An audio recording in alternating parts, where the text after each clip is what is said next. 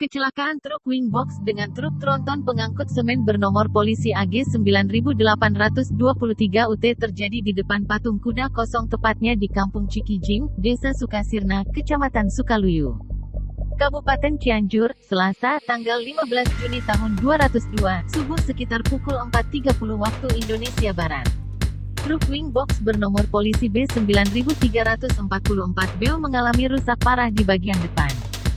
Sopir dan kernet mengalami luka dan dibawa ke RS daerah Sayang Kabupaten Cianjur.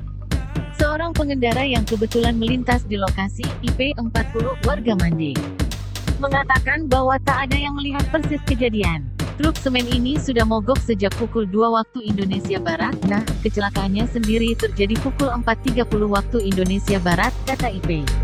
IP mengatakan, sebenarnya di belakang truk sudah dipasang tanda peringatan dan sopir truk yang mogok juga berada di pinggir jalan. Dugaan mengantuk tapi ini perlu penyelidikan dari pihak kepolisian, kata IP.